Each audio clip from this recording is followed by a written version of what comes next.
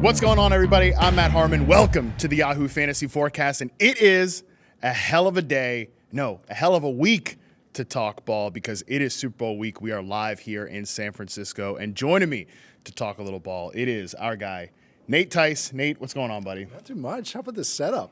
This is great. We look great. This. I know. No, the team set it up real nice here. The Yahoo offices in San Fran. No, it's a great start to the week. I had my option of flights. It seems like everyone from the East Coast was battling some scheduling stuff.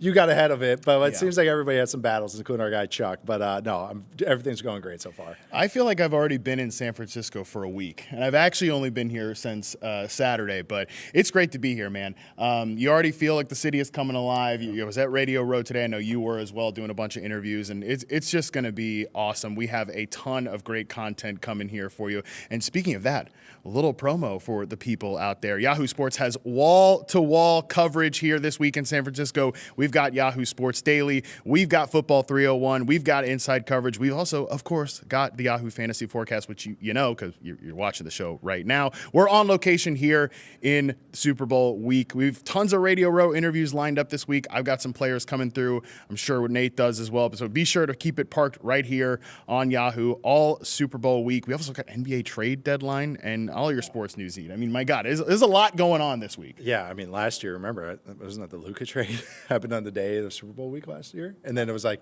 oh my God, the NBA is trying to one-up the Super Bowl, and then by the next day, everyone's like, oh yeah, we're back to Myles Garrett holdout news, and that's actually taking all the airwaves. No, but it's going to be a great week, tons of good stuff, and I think this game is going to be dissected by every angle and every attribute of this game and takeaway, which I actually think is pretty fun because it got some new blood. No doubt. Which is much easier than talking about Noah Gray for another year, or the Eagles right guard situation for no offense to the Eagles, no, don't take offense to that, but no, it's one of those things. It's nice to talk about some new blood as well. No doubt, and we're going to be talking about those two teams here today. We're not going to be previewing the Super Bowl necessarily. That's going to be more so on our next show. But here in this one, we're going to be talking about what we can learn from the two teams in the Super Bowl. Some takeaways here for the Seahawks and the Patriots. And Nate is going to give us a little early look at some 2026 NFL draft prospects. And I will say, I have charted enough of the top receivers to have some takes. I know. So I'm going to be unleashing some takes here as well for the first time this draft cycle. It's crazy, man. Draft season begins earlier every year to the point that it's almost ridiculous. But alas, here we are. Well, I think, too, as people that pay attention to the draft even during the season, it's so hard to not get caught up in the week-to-week hype, good and bad, of players, as I've discussed with Arch Manning over this past year. But I still think with the receivers, and especially this entire class, is so wide open. It's Fernando Mendoza is one, and then every pick after that, it's like anyone's guess who could go anywhere. But I think the receiver class, that's why it's going to be so much fun to talk about. It's like everyone has them stacked so differently. We're getting some Twitter hype machines going already, so that's why I'm very curious for someone I respect so much about how you view these guys. I'm excited maybe talk to a sane friend about this as well, because no promises on that, but definitely a friend. No promises on sane adjacent. So that's going to be what we get into in the last segment. But like I said, first we're going to dive into here these two Super Bowl teams and what we can learn from the 2025 Seahawks and Patriots. I will say, though, this is the first Super Bowl in 22 years that two teams that did not make the playoffs the previous year made it to the big game. So for the first part of the pod, it's going to be really important to sort of dissect these two teams and what we can learn. Let's start with the Seahawks here, the NFC representatives for the Super Bowl. I've got some notes. I honestly want to run this by you first before we dive into the conversation. Maybe this is hyperbolic, but I do think that on both sides of the ball here, this team is really instructive to where the game is going right now. Do you kind of see that the same way, or should we unpack that more? No, absolutely. I think offensively, I think we see. I was messaging everyone to get a cutaway with you with the director from Truman Show right now because you're sitting there like this. So sorry, it was just perfect, and you were in the all black. It was great. Oh, well. No, but I do think that where these offenses are is one way to look at it, and they get there in kind of different ways. One, yes, is Drake made typically with some designs that open it up, but also with Sam Darnold and what Kubiak did, it's creating explosives, which we've talked about plenty. But it's passing explosives is always going to be paramount in the league, but now especially how defenses are playing, which is actually both of these defenses. McDonald is kind of where the trend is going. We're seeing Jesse Minter gets picked up. We're now seeing Jim Leonard going to the Bills, which is actually probably my favorite hire of that whole staff because No, Pete Carmichael's not getting me going. Yeah, that's not gonna get the people going. So it's what it definitely is as far as just structure and as far as intent and maybe philosophy of it all. I think on offenses now, yes, defenses are daring them to be efficient or be explosive and beat them over the top. But you have to lean into the punch. Like you have to, they don't want you to do that, so try to do the things they don't want you to do, right? Which is beat them over the top because they're trying to limit those explosive plays. So they get there in different ways, but just kind of the philosophies of these defenses and offenses, kind of exactly where I think everywhere in the league's trying to go in different ways, shapes, and forms. Yeah, and with Seattle specifically, the way they get to those explosive plays, and this is a big talking point, I would say more in like the first 70% of the season than more so in the back half.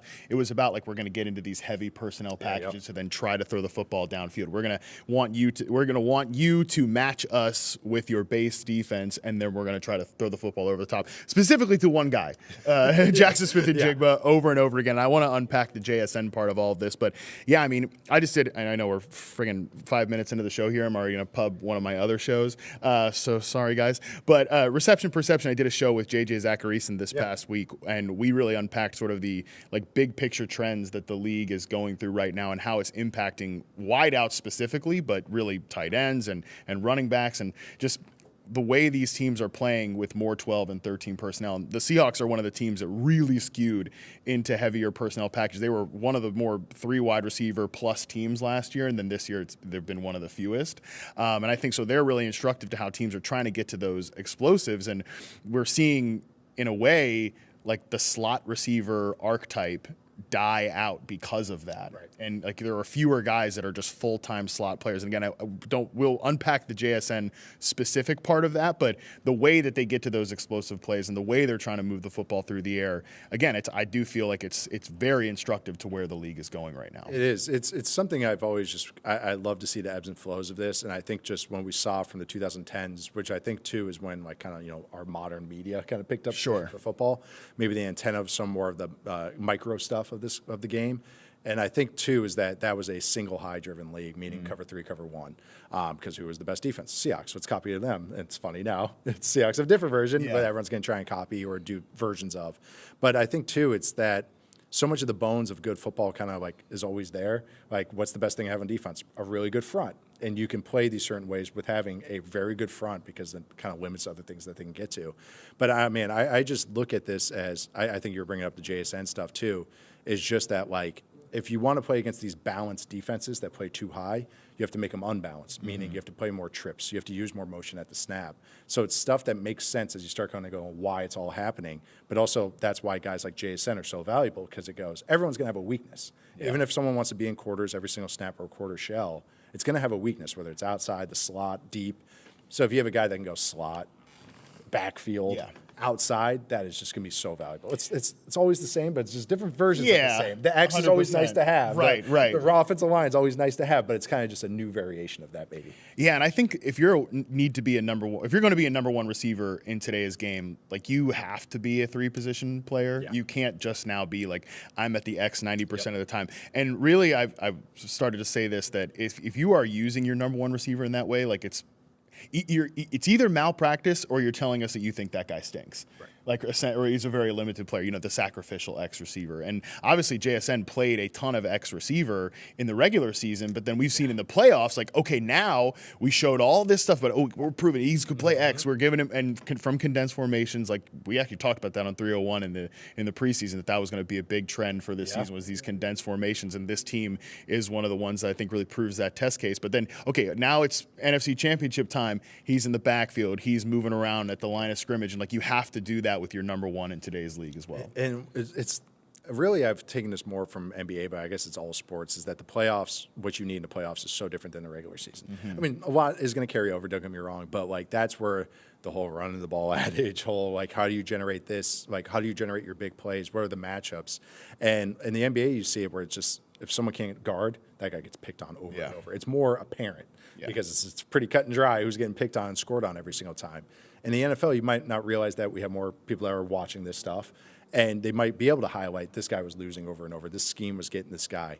And I think that's what happens when you get into the playoffs, is that whatever you're very good is, how you win, they're going to try and find ways to take it away. Totally. Last year's Super Bowl, the Chiefs actually had a decent game plan for the Eagles. defensively, but then their offense couldn't do anything, was that they took away the run. Saquon didn't go off, and Saquon was running on everybody last year. The O-line was burying everybody, but they honed in on it and said, okay, make Jalen Hurts beat us. And he was able to connect and make some big plays. So that's what's cool about when you have good coaching staffs. They're able to do this. Lesser coaching staffs, Greg Romans of the world, those guys get exposed a little bit more. We're still up in the air with the Texans' offensive coaching staff can do, and Stroud too as well. But I think that's what's really cool about the playoffs. Spags is kind of the epitome of this. Guys that can crank it up in the playoffs and get very hyper-specific. Mike McDonald's obviously one of these guys that can do it, but that's what you can't. The weaknesses can't hide for over 60 plays. You might be able to hide it for a few, but if it's a tight game script, you can't hide it for 60 plays. I think that's one of the other lessons to take away from the Seahawks team. And it's going to come up with the next team, the Patriots, that we're going to talk about as well. But, man, I feel like one of the defining lessons from the 2025 season is just how much these play callers really matter. I mean, even if you look beyond these two teams, you think about the Jaguars' turnaround, Liam Cohen there. You think about Chicago's turnaround, Ben Johnson. And obviously for Seattle, we don't have to talk about it now. I know we're doing a full coaching show at some point. I think we actually might need to, I've said this, we might need to break the coaching show for this into two. I mean, there's so much, so many things to cover. Like we might need to go AFC, NFC. So Nate, clear your schedule. Colin and I have already made that executive decision. So this is me warning you on air right now, committing it here in person. But again, my point here is that Seattle is going to lose Clint Kubiak at the end of this season here to Las Vegas. So that'll be exciting to talk about with them. But I mean, man, the JSN thing, it just keep coming back to that, like being able to weaponize him in ways where it is like you're going to take away one thing from us, we're going to do it here the other way. And I think that again is one of the lessons from this team is these play callers really matter to do exactly what you just said. Like, oh, you're going to take one thing away from us. Well, you tie my one hand behind the back, I'm going to beat you with the other one. And that's what I think some, like you brought it up with the heavier personnel stuff, like with the Rams, it was. People had the right takeaways that they're able to do this, but like I think one of the things that they were giving themselves the ability to do, which we saw last week against the Seahawks, they generate those explosive plays all on first and second down. It was giving themselves the ability to pivot. It was during the regular season when Devontae Adams had a hamstring, then they could just go, okay, we're going to go more tight ends. Yeah. And again, bringing back the playoffs for the NBA, like that adage or kind of like a comparison. It's more NBA that's ever been. I know. Maybe it's because you said the trade deadline that got into my head, but it's again, that just kind of brings it up. Like that's maybe just the smaller kind of like example of it, but it's like, again, that weakness doesn't get picked at because you have at least a B answer or something. Terrence Ferguson can do enough of an impression. This 3 tight end trio that we have can do enough where we generate the plays that we're trying to get, just a different makeup. If you watch what the Rams were doing, they're running spread formations out 2 and 3 tight ends. Yeah, same formations. It's insane. But that's what they're just doing, multi-tight ends. So I love watching these. That's why I love focusing on McVay, is finding every year how he tries to find new advantages and mitigate old disadvantages. And I think the tight end stuff was one example of that. Yeah, so I think spinning it forward for next year, like what we can take away, especially in the offseason when we're trying to find one of these, I always say, like these value offenses, which I think Seattle ended up being, is you're looking for a really good play caller who's like in tune with the modern game. And I think you're looking for, especially when we're talking about receivers, because again, the conversation I had with JJ was it's less about the entire receiving position is down. It's like wide receiver twos, like guys 12, even really it goes a little higher than 12, but let's just say like 12 to 35 is very flat, but the guys at the top are still making a big difference. So who is going to be that next JSN where it's a marriage between a really talented player who's taking the year 3 leap and maybe was kind of, is he a slot only guy? Is he limited in some way? And then we see ways with the play caller that they can maximize him. That's something to look out for too. But I don't think we can leave this section without talking about the Seahawks defense because, again, like I said, I think on both sides of the ball for Seattle, they're really emblematic of where the league is going. And you were talking about this, I think it was on 301, you had the stat that like the league is getting, from a defensive perspective, is getting so much lighter. Yeah.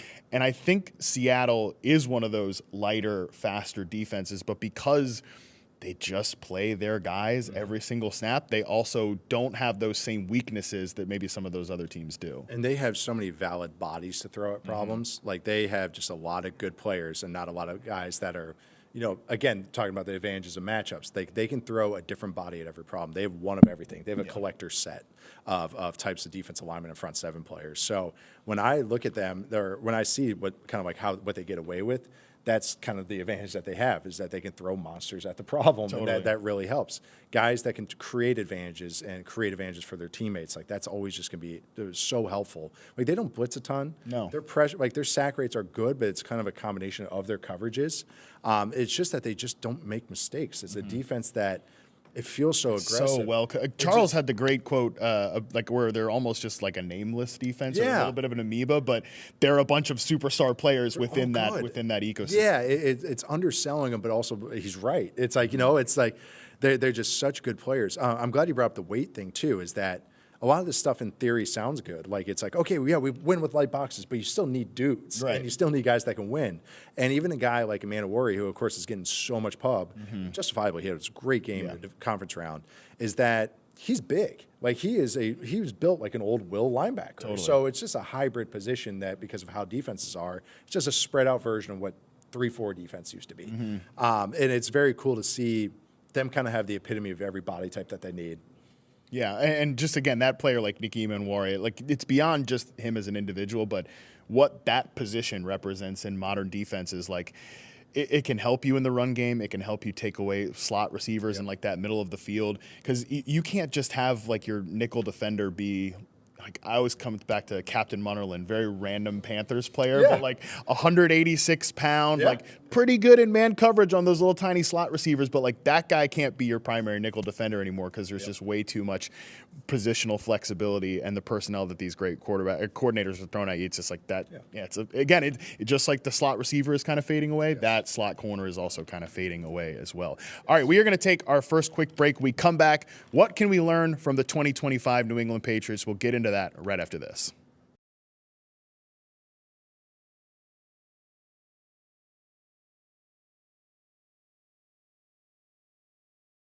Jackson Smith and Jigba, Puka Nacua.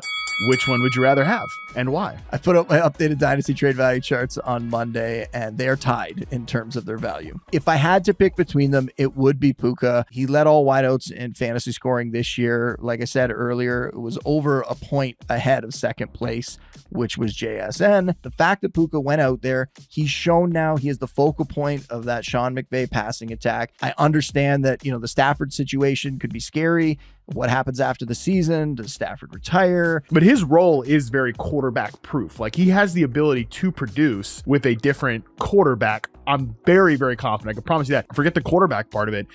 Puka Nacua, he'll be tied to Sean McVay forever. The Patriots are going to be this year's Broncos. They're going to make the playoffs. This is going to be an exciting team. Winning record. I said 10 wins. I got to give you flowers for your Patriots bold prediction. As you said in the moment, your love for Drake May, your love for Mike Vrabel and this team propelled you to predict this magical season for them. And sure enough, it happened. What's the NFL about? When you're going to set up your franchise, you got to get the 2 check marks. This is really simple. You get the head coach right. You got to get the quarterback right. And easy to say, hard to do. Although, man, isn't it fun? Like the Bears have those 2 check marks now. The Jaguars have those 2 check marks now. And last year, Drake May, with very little help, a horrible offensive line that got turnstiled week after week. I thought, there's Drake May's showing that he is the guy. Vrabel, he constantly took Tennessee rosters that had like 8-8 talent and made them playoff teams. Sometimes he even made them like number 1 seed in the playoff teams. I realized they didn't go to the Super Bowl on his watch there, and the last season was a fall off. But the Patriots, those 2 big check marks, you get those 2 things right, it can make up for a lot of flaws elsewhere.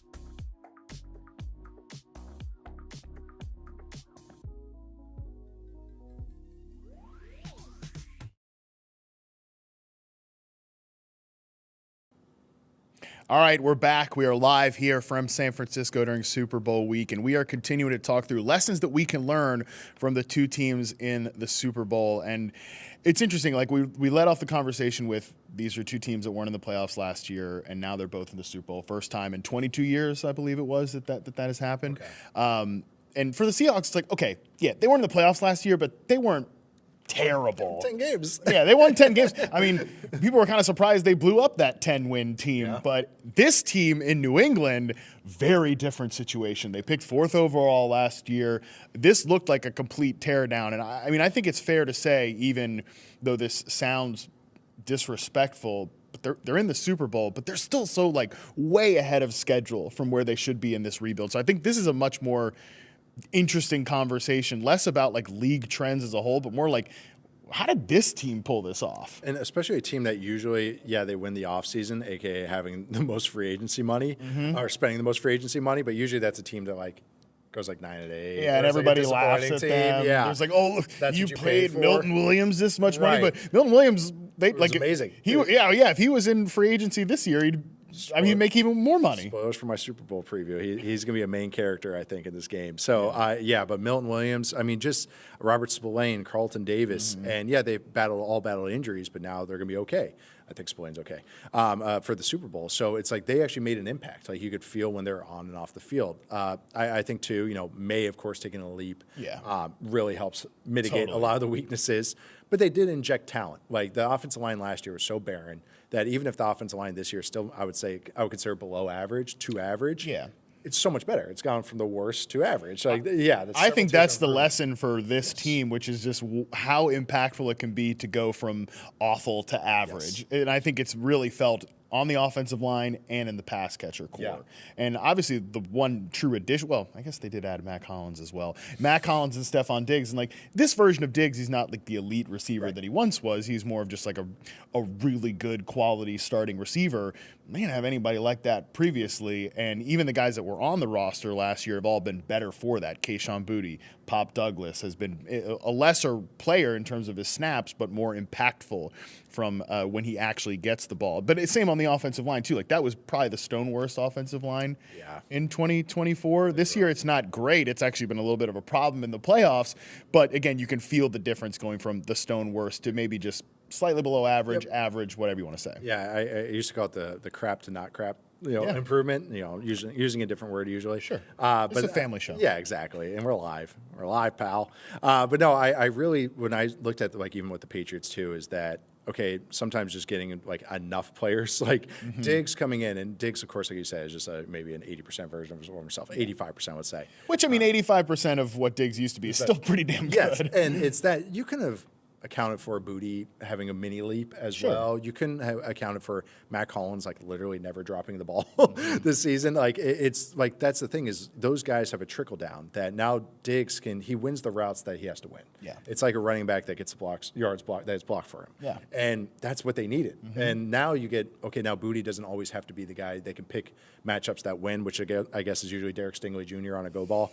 But they can get into spots that all unlocks their best parts of there. It's not always pretty with the Patriots offense. Like I do think there's a lot of stuff that's very old school, good and bad, but I do think guys are put into spots that makes a lot of sense for them. Pop Douglas is asked to run vertical routes, or quick hitting routes. Matt Collins is usually on digs. Hunter Henry's working a lot in the middle. Like they're not asked to do with a lot that they can't do, which is also speaks to what they can't do as well because they don't have the ability to align a lot of places. It reminds me a little about how I bring it up all the time, how the Jags ecosystem was. But that fact, I think they're just used better. Like, I think McDaniels actually just uses them in a more proper football way, I guess is the best way I could put it. Yeah, I think he's really done a great job supercharging these role players there.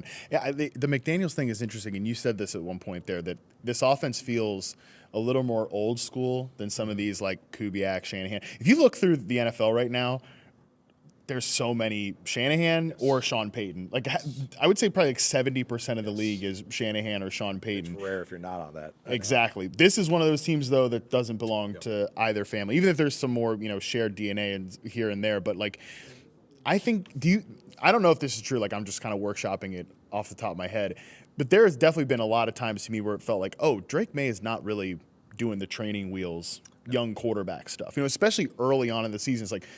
McDaniels is putting a lot on his plate. Do you think there's any kind of validity to the idea that maybe you just want to throw this guy into the deep end right away as opposed to, okay, get into the shallow end, here's your play action, here's your, this other stuff, like put the Mickey Mouse training wheels on. This, again, I feel like they took this guy who did have a year of experience in the league, of course, but they just essentially dropped him into the deep end. And I mean, he's in MVP conversations. He clearly swam this year. I've gone so back and forth on what I think of course, case by case, but like I remember Peyton Manning talking about his rookie year where he threw 30-something interceptions. And he said, well, I had to figure out what I could get away with. And again, it's easy to say when these guys work out, and the guys and survivor bias, survivorship bias and all that. And I think too with May last year, you got to remember when he played that Texans team in his first start, people were like, You can't do this to with him. the worst offensive line, with worse receivers, with worse everything, play calling, whatever you want to say, and he was fine. Yeah. He's fine. Yeah. I think, too, is that sometimes even I get caught up on this, is like the bad of the NFL is not like, it's not atrocious. Yeah. It's not like a Mac offense in college, where you're watching like, oh my God, they can't even snap the ball. It's just like, oh no, it's bad relatively. I would compare it to like when I was a kid. If I was ever scared of like going on a roller coaster, like an upside down one or whatever, Yeah. I always my mom would always be like, "What do you think's the worst thing's gonna happen to you?" And I'd be like, well, "Probably nothing." And she's like, "Okay, well then let's go on and just do it." And then again, right after she'd be like, "Anything bad happen to you?" I was like, "No." And that's like sort of this, like, what do you think's gonna happen to these young quarterbacks? Like, some guys do get ruined, but it takes, in my opinion, I think like multiple years to ruin a guy. Or they're already on that path. And Right. I think whatever path you're going on, it's just going to, I mean, we all play video games. It's like video games. The more you use a guy, the more XP they get. And I think whatever path they go on, that is just, you're just going to make that faster. That path is going to happen faster, whether it's good or bad. Compound whatever they are showing. Yeah. So I thought May was a guy that needed reps or needed to play early because I think he's a guy that has cojones. Like, he's a guy that's going to push the ball. So he needed to learn what he could and could not get away with. And so as opposed to some other guys, like a guy when like Malik Willis gets drafted, this guy needs to sit. Like, he's coming from such a raw offense, has such raw footwork. But as opposed to guys like May that show that they've carried lesser teams, that's more just getting to know process. And as far as when I say operation and process, kind of like pre-snap pointing. Like, if you see McDaniels, he always has their quarterbacks point out whoever the mic is, which is very old school. Yeah. There's only two offenses that do that right now.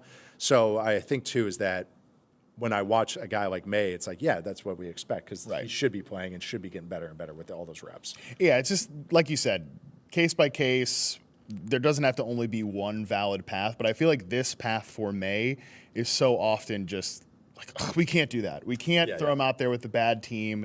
We can't let him get bad reps or whatever. But it's just, I think when you look at a guy like him, that he did have some, I don't know if I want to even call them accuracy concerns in college, but he'd spray things he'd spray things every now and again. I don't think he was a consistently inaccurate quarterback, but again, he'd have some of those sprays. It's like, if he gets there in the NFL and he's making some of those mistakes, like, there is a lot of good learning experiences. And I do think that this, like I said, this path is so often just, we can't do that. I think we've seen with Drake May, we can do that. So that's instructive going forward. Yep. The other thing I think is instructive about this team, especially offensively, and this definitely makes sense for a fantasy conversation, is sometimes, and this has really been true for this team in the playoffs, those boring old veterans who just kind of know what they're doing, sometimes that's better than the allure of youth. And I think we've definitely seen that in the backfield, where Ramondre Stevenson has been a 90% plus touch player, and Travion Henderson, who had some really nice moments as a rookie during the regular season, just has gotten completely shoved away. We'll see if that holds true in the Super Bowl. And then again, even in the pass catcher room too, like, I'm still excited about Kyle Williams potentially, but there was no point this year where you're like, okay, Kayshon Boutte, take him off the field. Steph Diggs, take him off the field. Even Matt Collins, like, we know Matt Collins does his thing too. No, absolutely. And also just like again, like, I sometimes am always when I kind of like want to see the young guys and just see them get that XP and everything. But that's the thing, is like, they had good enough. And when you have good enough, then you don't need to see young guys. Because at the same time, the Patriots' left side of their line is rookie. Yeah. But that was they needed that. Yeah. They absolutely needed that. And I think, again, I just think it's so cool when you see guys like Stevenson and even a guy like Charbonnet before he got hurt, and then Walker step up. Totally. Whereas that, sometimes having those reps, it's like, they're not the best at it, but it comes into play because they've seen it before. Right. Like, maybe Walker, he has been caught on like last week on the Jake Bobo touchdown. That was a corner blitz, and he picked it up, and I was really cautious and really curious about how he would do against the blitz, like consistent blitzing. And he picks up no problem, and I can vividly remember him missing that prediction earlier this year. So it's something that just comes with reps, good and bad. It's nice that Stevenson truly like runs like he makes dune buggy noises, and I finally figured it out. It's taken me all this time to figure out what he runs like, and that's what it is. Like, you need to. I don't know what your like video editing skills are like. Maybe we can get some of the boys in the back to do that. Like, edit Ramondre Stevenson runs to like a dune buggy. I like that. That's good. He does. It's nice that even if they don't have the ceiling, sometimes the ceiling raiser of the Patriots offense is Drake May. It's Drake May, of course. So the rest of the guys just have to do their job. Right. It's not the opposite when the quarterback is average and then the rest of the team has to do, play like superheroes. So I think that's what's nice was when you have steady hands, as I'll call them, like Hunter Henry, Stevenson, Diggs, which is so funny. Diggs off-field is not his on-field persona. Right. He's all reliable on-field, which is the funniest thing. Even Matt Collins, they get to the spot that he needs them to be as opposed to maybe Kyle Williams, who's more explosive but a little more freelancey at this point in time. Totally. And again, maybe those younger players can come along in time. But right now, it's a veteran-laden team, even if it's not a superstar-laden team. And again, can't leave the Patriots without saying, like, coaching matters. Absolutely. Of course, Mike Vrabel, but again, Josh McDaniels as well, too. And what they've done on defense, like Zach Core and those guys, with Terrell Williams being sidelined, of course, like that has been a big coaching job as well. It's like the ball knowledge name. Because the people that couldn't remember his name, who was calling plays for the Patriots this year, and even on top of it, I'll bring the Seahawks back into this because this has been my running joke. Eyes rolled back in my head. It's like special teams. Yeah, it's like, and true. that usually starts at the top. Vrabel too, like in the conference championship game, had some really nice moments in game and clock management, which have broken down a couple times. On KOC show, actually last week, wasn't expecting to break down clock management on a basketball. Well, shot clock, Yeah, it was kind of fun. I was like, all right, well, let's get into it. But no, but I really do think that that's something that's been underrated about Vrabel. Is because like when you're getting these tight games, you don't have a perfect team. You have to get that 1%, 2%, 3% advantages, and he's kind of shown that he can do that as well. All right, so that's what we can learn from the two teams in the Super Bowl. We are going to take our last break. When we come back, got some early draft. I mean, I don't even know if I can say early anymore at this point. Like, draft season has pretty much started. We're going to get into some prospect talk. We're going to do that right after this break.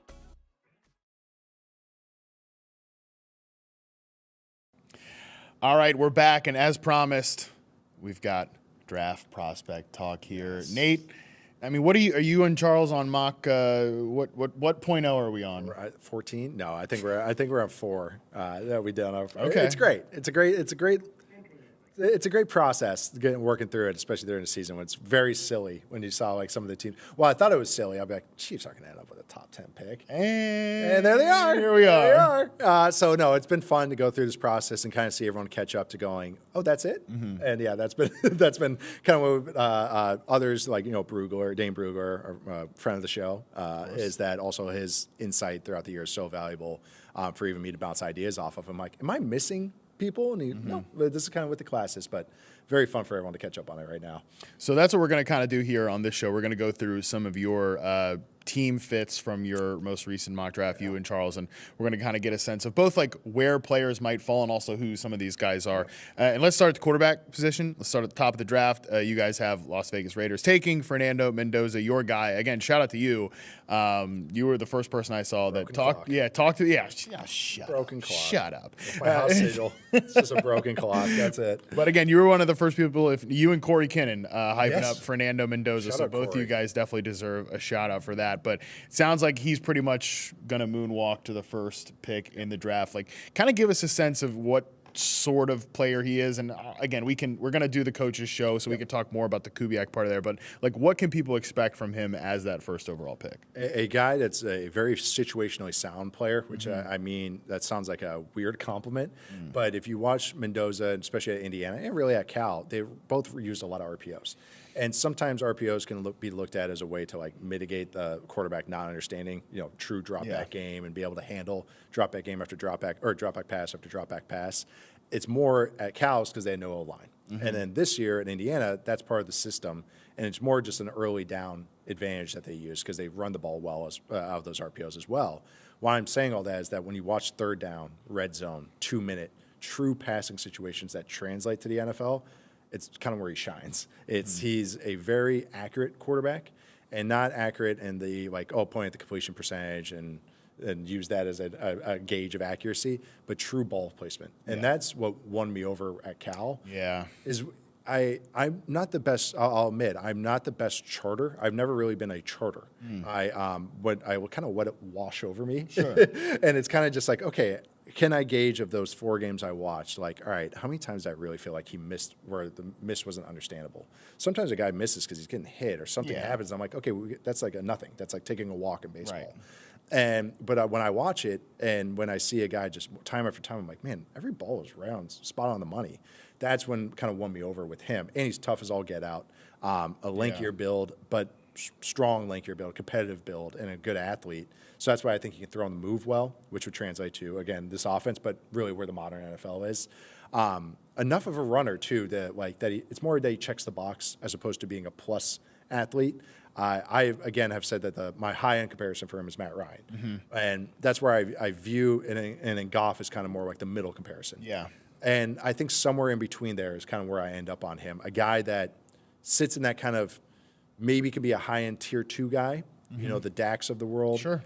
But then maybe never push to tier 1. And everyone's saying that that's a knock. That's a guy you win a Super Bowl with. 100%. So that's what it's kind of hard to talk about both sides of my mouth. And everyone's like, oh, he's not a good number 1 pick. It's like, no, he's a good number 1 pick. It's just that when it's a difference between the guys that what I consider the purple chip, the freaks. Yeah. That's just what you chase. But this guy is such high floor is not a knock with him because there's more ceiling to him than I think he gets credit for. I like the Matt Ryan comparison. Like, you would take Matt Ryan's career first overall every single time, especially because you get a front office job right after that. So that's the head of football. After doing a little lucrative studio tour there for CBS. So at least he church and stated it where he was like, I'm not going to do both, which I appreciate a little bit. Sure. Yes, he's focusing on it. No comment on the guy who runs the team that he's about to get drafted to there. But again, with Mendoza, and I've watched a good bit of him now because I've been charting these Indiana receivers. And not to open up our text chain here, Nate, I texted you like a week ago. I was like, am I supposed to be that impressed with these Indiana receivers? Because I think there's some interesting potential with Surratt and Cooper, more so Cooper than Surratt. But you mentioned just how accurate he is. And and I know both of these guys, I've seen other people tweet about it, like, oh, they're contested catch rates, this, that, and the other. I'm like, man, those balls, you can't help but catch that. Great placement from him there. And I think it's from two different types of receivers, too. Surratt's more that big body perimeter guy, and he throws a very catchable, contested pass to him. And then with Cooper, he's a guy that gets a ton of yards after catch. And I do think he is slippery in the open field, but Mendoza does a great job leading him in those situations. And I think for this offense that he's likely walking into here with Kubiak, that's key, getting a catchable ball, accurate ball placement so that you can get those yards after the catch here. No, I'm glad you bring it up because I think you see that a lot with Cooper's game. Yeah, the back shoulders and stuff with Surratt, that stands out. The stuff to Cooper in the slot, so many out routes. Yeah. And I think this is why timing and anticipation from quarterbacks and arm strength too, why it comes into play is you're trying to maximize a opportunity for Yak. Room for error. Arm strength is, I think everyone thinks of a Joe Milton being able to throw the ball 80 yards. Arm strength just gives room for error with timing. Josh Allen is a freak now because he has the arm now with timing. Justin Herbert has great timing on stuff, but you see it gives receivers opportunity, like more room to make plays. Yeah. I think that it's something I want to do kind of more studies on, but like why do some screens feel better with some quarterback? Like it's like, why does Mahomes be able to throw those bubbles for good gains all the time? It's because they're able to be creative and get the ball out quickly and accurately and let the ball get into the playmaker's hands. And I think that's what Mendoza's best asset is that there's not a lot of fat to his game. And I think that's why it maximizes opportunities. I'm glad you kind of view them the same way, though, because I kept trying to get higher even during like the playoff run. I'm like, but I've seen enough. Yeah. Like, Surratt's not a plus athlete, No. which is going to struggle for me. I don't think he's very long either. I think he's also one of these guys that only lines up on one side of the field. Yes. There's a lot of them actually in this class. I don't know. Oh my God. I don't know if it's. We're going to talk Tennessee again. I was going to say, yeah, they've got. I don't know that we're talking to any of them here today. Like the 4 receivers we're going to talk on. They're guys that play all over, but there's a ton of dudes that are going to go on day 2 that are just. Oh, there he is. One side of the field again. One side of the field again. And that has been a red flag. Even a guy I liked in last year's class, Jack Besh, he was a one side of the field guy, and he obviously I did think didn't play very much. So who even knows if he's good? But he didn't play much. Maybe it could be because he wasn't picking up the offense as much. I don't know. So that's been like a historical red flag for me. And for Surratt, he's one of those guys. And yeah, I think Cooper's got potential. But to me, like when I was watching both those guys, I just felt better and better about the quarterback. So that's kind of where I went there. Just in terms of other quarterbacks here, you've got you guys both have. You and Charles, I got to credit you both on this one here. Yes. Ty Simpson. So even numbers for this one were Charles. So this was Charles' pick. Okay, yes, perfect. but I can talk plenty about it. So Ty Simpson going to the Cleveland Browns with the Jaguars pick at 24. I actually kind of want to frame it this way. Like, number one, do you think Ty Simpson is a first-round quarterback?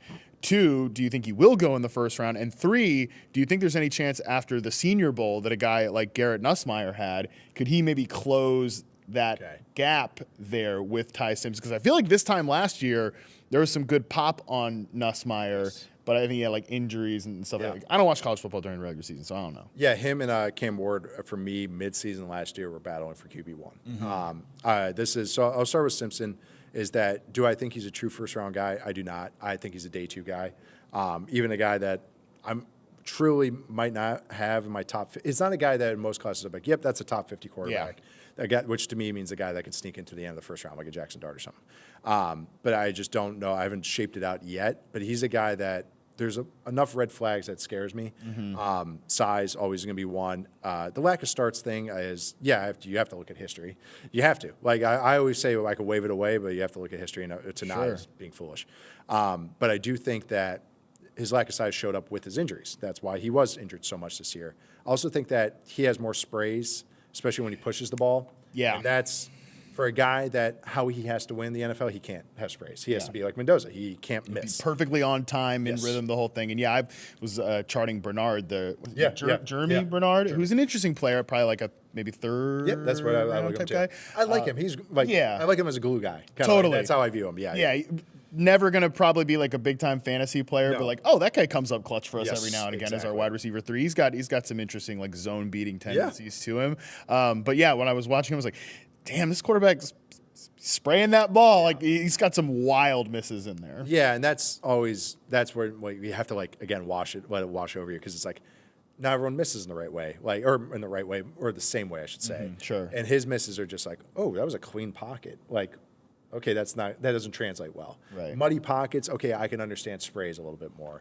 And again, size. Yeah. That's where it shows up too, is size, not just durability, be able to handle pressure in the pocket, be able to stand in there. So that's why I could see him growing, rising up, and quarterback teams are so desperate for quarterbacks. He's a coach's kid. I could see him kind of interviewing very well. Sure. But that also brings me to Garrett Nussmeier, who I would be a hypocrite if I didn't bring up his size. And he's not very big. But I think he's a guy that actually kind of understands what he is more. And also I think he has a little more consistent juice in his arm. He's a little older as well. Dane and I were texting this summer, and this is how I said what I laughed about with Nuss. And actually that's who he compares Nuss to, is Tony Romo. Oh, is nice. that, he's only 6 foot. Oh, yeah, he's fine. He's only 200 pounds. He's fine. He's old. He's fine. Like, it's because when you watch him, it's when he was healthy, and again, he got banged up this year too, again, size, is that this is a gunslinger. This is a guy who has a good arm, I would say. that is willing to push the ball, knows what he is. He's kind of more of an efficient scrambler type, where it's kind of something that I could buy into that as I'd be very realistic about what he could become, more of a mid-tier quarterback at best. But if you're looking at day 2 and you're just like, hey, let's get a body in here. We already have a vet. There's so many quarterback teams that are desperate. He's a guy I could talk myself into more. He might end up over Simpson for me when it's all said and done. Yeah. His end-half film wasn't great this year because he got battled those injuries. But the Senior Bowl, he did probably the most consistent player. And he was a guy that I liked a lot of the aspects of his game before. All right, cool. I that's kind of why I wanted to frame those two guys together, because I feel like there's maybe going to be a little bit of a gap closing there, but it'll be a team-by-team basis. All right, that's enough of this quarterback talk. Let's talk wide receivers. Okay, we've got 4 here in the first round. You've got Carnell Tate, you've got Jordan Tyson, you've got Mekhi Lemon, and Denzel Boston. Let's go back to the top here. You guys have Carnell Tate going 8th overall to the New Orleans Saints. Interesting. We have Lance Zierlein's comps here from NFL. He apparently compares him to Chris Olave. I've seen so many different type of comparisons for Carnell Tate. I mean, I've seen all the way from like Chris Olave to I've seen other people say George Pickens. I've said like the pre-hiatus from the NFL, Calvin Ridley at times. But then the more I've seen of him, maybe I don't love that. The bottom line though is if you've got this many like interesting good comparisons, it means you're good at a lot of different things, which is what I think Carnell Tate is. Is there some Devontae Smith there? Yeah, and kind of the like way he moves at the top of the routes. Yeah. He is very long-limbed and consistently catches the ball away from his that's frame. why this summer I really liked him. I thought of him as a top 20 guy, and then he's just only done even better than that, and that's the ball skills. He plays big. That's where the Pickens comp for people comes in. I totally get that because the sideline catches show up all the time. Totally. And I think that hand-eye coordination with the range because of the length that he has, that I think he's got pretty good height and everything, but I think he plays bigger. Do I think he's a true one? I don't see that kind of upside, but I think just like Devontae's a little better, but like a high-end 2 type where it just – very good against zone. I'm curious what your aspects are or what you saw. But I thought good against zone because of his feel and because of that catching range. It could show up maybe in the red zone. Also, his quarterback doesn't do him any favors. No. Jeez. God, that's one I'm already fighting on. I see people see him as like the top guy battling with like Arch, and I'm like, I know, guys, he's like round 3 at best right now. And I think too, I don't know. He's kind of a quarterback's best friend to me. That's how I've watched him this year. I think he was a little more explosive this year than maybe I was expecting, which isn't fair because he did have some down the field plays the year before. But I don't know. I just really like his game. He's friendly to me, and I've been battling how high I rank him, but I do think he's a guy that deservedly is going in the first round and getting that hype and everything. I don't know. There's just a lot I do like about him, traits-wise and kind of play style friendliness-wise. Yeah, I think he just really fits as a perimeter receiver too, which is why I actually kind of like him a lot in this Saints offense. Like that destination would be fun because they kind of have a guy who's a little bit of like on the fringe of being like a I think Chris Olave is a 1, but it's like where does he rank within the ones? And I think Carnell Tate might end up being that type of guy for me too. Like he's probably a 1, but where does he rank within the ones? Be cool to have like those two guys in the same room. And Olave played a little inside out this year. Like Tate, I think could be inside out, so it allows a lot of like pre-snap flexibility for those guys. And yeah, to me, I just love the way he stacks like man coverage defenders on the outside. He can gain a lot of ground, and even when he's got guys in his hip pocket too, he's such a good ball tracker. I just think he's going to be he's a guy I would comfortably take in the top 10 like this, and especially it seems like in this draft, especially. It's a little bit similar. I don't know if I like him more than I liked McMillan last year. I might like Tate a little bit more, but McMillan was a guy for me. He's like, yeah, in this draft, like you definitely take him top 10. You feel pretty good about it. I think I actually might like Tate a little bit more, but again, pretty easy player to like. Game is very just projectable. Totally. And I don't want to use high floor. Like I don't want to use that phrase, but his game just translates easily in my head. Yeah, it's like no matter scheme proof is always a big compliment I can give. It's like no matter what, I can just see him working out. I like that. Yeah, and that's why like he might end up my receiver 1 just almost. And I don't want to say default in a bad way. Just I think his game checks a lot of boxes for me, and it's safest to me in a weird way. I'm gonna skip actually the next player you guys have drafted, and I'm gonna go to the next receiver at 21. Pittsburgh Steelers taking Mekhi Lemon. The reason I want to skip that is 2 reasons. One, to me, what have I seen so far? I think it's those 2 guys. I don't know about this dropping this, that, and the other because like I don't know anything about these prospects until I start looking at them. And to me, I think I've only charted 4 games, which is like half of a reception perception sample. But to me, I think there's a first tier of Tate and Lemon. and then I think it's a drop to the next group there. And for Lemon though, the other reason I wanted to group him with Tate there is not just because of that tier, but also you mentioned like scheme proof for Tate. I think the biggest pushback maybe with Lemon, because you watch this guy, it's like he's an unbelievable player. Yeah. I freaking love him. Like he's awesome. I posted a compilation of like some of his catches from that Iowa game, especially. It was just like probably one of the best wide receiver films I've ever seen for a prospect. He's awesome. But do you view him as a guy that is like more limited? Is he a slot only guy? Is he maybe less scheme proof than a player like Tate? Of all these players, he's the one I'm most curious what his measurements are.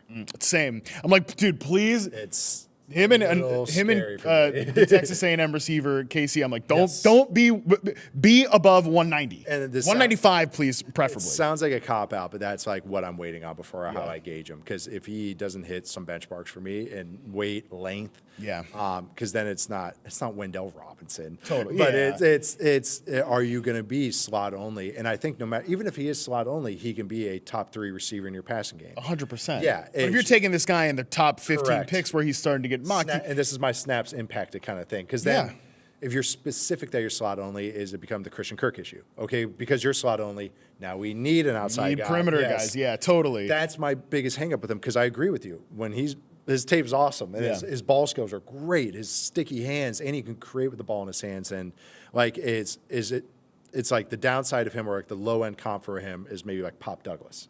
Like, and that's what scares me. Or like Josh Downs, a guy that I think is an awesome player, but had like 500 yards this season because that slot archetype, like we go back to the Seahawks section, the lesson learned, like that is disappearing. So you have to be somebody that in 2 receiver sets can play outside. You can even play on the line of scrimmage in condensed formations. I do think when I watch him, I think I see that guy, but not every team is going to see that if he's, and like, again, knock on wood, I don't think he doesn't look like this on tape, but if he's like 5'9", 190, like he's not going to be. You got to be realistic on it, and that's why. So, but the thing is, I consider, and I'm still sorting it through, because it's just like every time I watch these guys, I'm like, oh, I like this so much, and that's what I think is great about this receiver class.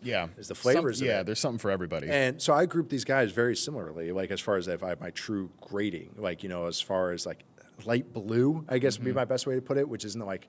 A hard blue for me is like easy lottery pick. Doesn't matter what the draft class is. This guy locked top 15, you're taking him. Like light blue for me is like, okay, top 25. I can make an argument for this. Teams that need a receiver, they could be a low end 1, high end 2, yada yada. Just again, different flavors. But when I look at, that's why I want to see what the measurements are. Whether like Jordan Tyson from Arizona State, medicals, because that's going to be a big hang up for him, and rawness, which we've talked about a little bit before, is that going to be the knock for him? And then every guy has just a little thing you can poke at that can drop him, or all the good stuff that can rise him. So I think when draft classes like that, it's going to be so hard to predict, because a team that has a top 10 pick is like, yeah, that's great about your draft board, so we want this guy. And that's how it goes with these It's just sometimes is that way at wide receiver too. Like I remember when Justin Jefferson was coming out, and it was just like, let's see that 40, and then he ran like a 4. I think like a 4.50 or 4.4 or something like that. But it wasn't a 4.6 or anything. It's like, okay, we feel a lot better. But I know that seems stupid because Justin Jefferson's like one of the best receivers in the league, but you're just looking to check that box. So that's not what I'm going to be like dialed in on at the combine. Is like Mekhi Lemon. If you're closer to 5'11", 200, he's a perfect receiver for the modern era, and it's going to be great. Jordan Tyson specifically next. He's a guy that, again, I wouldn't say I have struggled with him. I'm just not like quite sure what he is, and I don't think he's bad by any means. But again, 4 games into the charting, I'd like to have a better sense of like we said with Lemon and Tate. I got a good sense of what those guys are. I don't think the next 4 games is going to like drastically change how I'm going to project them. With Tyson, I'm actually kind of looking for more information in those next 4 games because I do think route running really raw. Not 100% if he's more of like a big slot convert or what. Because like I said, he's just a hard player for me to get a handle on. Like, what do you sort of think of him as an individual talent? I think Garrett Wilson's doing a lot in my head, and it's kind of Garrett Wilson, kind of like the rawness, twitchiness. They're not perfect comparison. I'm saying just kind of like not to get too low on those types of guys. Totally, These types of guys are usually red alerts for me, but there also can be a blind spot for me, and so that's why I'm cautious with this one. And that's why I kept going, like, you might like him because I might be missing something. I've actually been more encouraged about it. It's just that he's so twitchy and his ball skills and be able to his catching range. Like he has, and I mean this in a good way, but also this might be a negative, Jahan Dotson. Remember how his ball skills were amazing, yeah. but then who cares? Who you cares? couldn't do anything else. You couldn't get open to use that ball. Those ball skills. Luckily, they're probably not the same size No, at all. Tyson's bigger, exactly. Right. No, and that's what helps. He's a guy I was lower on, got warm on in the middle of the season, and now I've kind of like, I feel like I'm okay. Like he might be at the bottom of the stack when it's all said and done. The stack being the 4 guys we're talking about here. But it's a guy that the injury stuff is going to be very real. You don't have that many CL injuries. Name one, he's had it. Yeah. It's hard, and especially when these guys are so close together, that's going to be the tiebreaker. Yeah. And that's just being realistic with it. I think ideally he goes to a team late first, early second, where he doesn't have to be the dude, and he can hone in on the twitchiness and the traits that he does have. So it's a guy that there's stuff that's really appealing, that when it works, but there is a lot of rawness, and it's like to kind of like wave that away is kind of like where people make mistakes with receivers. I don't think he's going to chart out the same way, but just like vibes-wise, it's a little bit like how I felt about Quentin Johnston in that draft class, where it's like, he's probably going to be 4th of the guys that I like, which is where I sort of ranked QJ, and I still had him as like a late first. But he ended up going 1, early, right? But he went higher than that, and then it was just like, you tell me that guy ends up eventually being a really good pro, I could believe it. And I think he's obviously rounded onto a solid player. Or you tell me that guy's just like an outright, it isn't going to work, which is what it looked like in year 1 for QJ. I could believe that too. And it kind of depends on destination is destiny for a guy like that too. So yeah, he'll be interesting again. I really do like a lot of what he brings to the table, but just of these players, I think he's kind of the one I've maybe grab. I just still need more information on him. Right. With the next guy, though, in the group, which you have LA Rams taking Denzel Boston at the 29th pick. You really like Denzel Boston. You've said this already because he's This is fantasy booking. I saved him to like go with the Rams. That's really okay. What I like to do here. I do like it though. So, but what do you like about Denzel Boston? Because I know he's a player. You've already mentioned like, he's a big wide receiver. You like him, of course. He's a true X, and I think that's why I like him. I like guys that can win vertically, can win isolated. I think as I've watched more of him, is that some of his yak stuff is just meh. Like he's just get north and stuff. Yeah. So I don't have him in the same tier as I was higher on T-Mac than you were. I remember us talking about it, but I don't have him in that tier. I don't view him as that, which to me was a top 10 guy. But I think Boston to me has a lot what the league wants. He has size. He can win outside. He can win inside too, and be that kind of zone beater on the inside. I've liked some of his zone coverage. His feel is pretty good, and his catching range is good, and he's consistent. Like he comes down with those plays there, what he should come down with. He plays big. He returns punts for them, and that's crazy. Which is a sight to see. He's a guy that I'm trying to be realistic where I compare him, but he has a skill set that's kind of hard to find. Everyone wants a guy like this, but they don't have him. So that's why I like Boston a lot. I ended up with the Rams with him because I was just like, I want them. You want it. Yeah, you want it to happen. The world's biggest receiver trio. That would be pretty exciting. You mentioned being realistic with comps.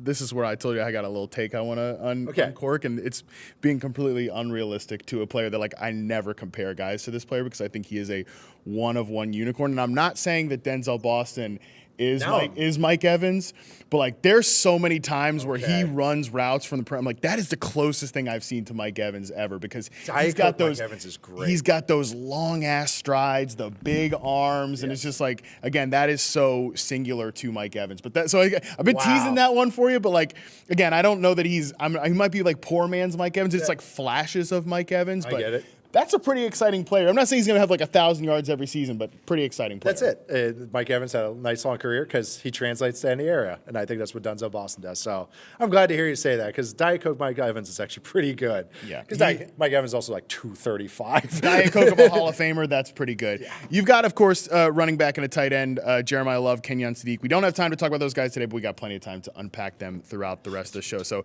listen, draft season just started, so we don't need to go through the whole gamut right away. But that is going to do it for us today. Shout out to our guy, Nate Tice. Remember, check out all of our Yahoo Sports coverage this week in San Francisco on the Yahoo Sports and Yahoo Fantasy YouTube page. I'll be on Football 301 tomorrow with Nate Tice, so make sure you tune in for that one. This show will be back on Wednesday at 5 p.m. Eastern. Big time show. We've got Adam Rank from NFL Network joining the show. I'm also going to have sit downs with CeeDee Lamb, Derrick Henry, and Chris McCaffrey. Ever heard of them? It's going to be a hell of a show. We will see you all then. Until then, we are out.